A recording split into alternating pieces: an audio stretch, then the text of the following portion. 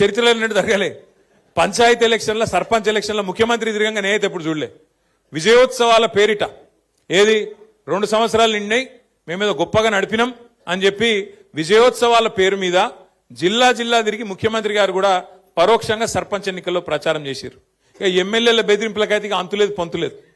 గెలిపియపోతే చూస్తున్నారు మీరు, ఎమ్మెల్యేలు స్పీచ్లే ఇస్తాను ఓపెన్గా, ఇండ్లియా నా ఇంటి ముంగటికి వస్తే మెడల్ పట్టి నూకుతా అని చెప్పి వాళ్ళు మాట్లాడుతూ ఉన్నారు. అట్లా బెదిరించింది. ఇక కొన్ని దగ్గరలో అయితే ఇంకా అన్యాయం. నిన్న నేను సూర్యాపేట జిల్లాకు పోయినా, నల్గొండ జిల్లాకు పోయినా, అక్కడైతే అన్యాయం. ఒక సోదరుడు మల్లయ్య యాదవ్ గారని ఆయన మీద దాడి చేసి కిరాతకంగా హత్య చేసి చంపేసిండ్రు.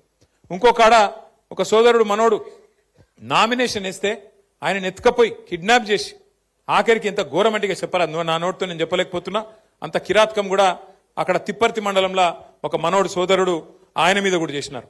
ఇంకో దగ్గరనైతే గెలిచినాక ఓట్లు వేసినాక, గెలిచినాక కాదు, ఓట్లు వేసినాక మన ఓట్లు కావాలని తీసేసి తీసుకుపోయి మోరిలో వారేసిండ్రు.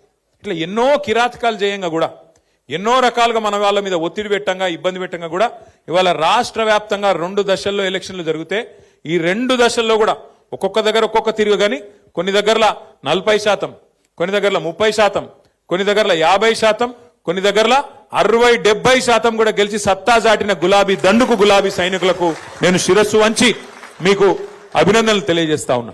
మామూలు విషయం కాదు ఇది. ఎందుకంటే 2 ఏళ్లలోనే ప్రభుత్వం మీద ఇంత స్థాయిలో వ్యతిరేకత వచ్చుడు, ఇంత స్థాయిలో తిరుగుబాటు జరుగుడు, ఇది మామూలు ముచ్చట కాదు. ఎందుకంటే ప్రజలు కూడా జనరల్గా ఎట్లుంటారంటే ఇంకో 3 ఏళ్ళు గవర్నమెంట్ ఉంది కదా సూతాంతి అన్నట్టు ఉంటారు.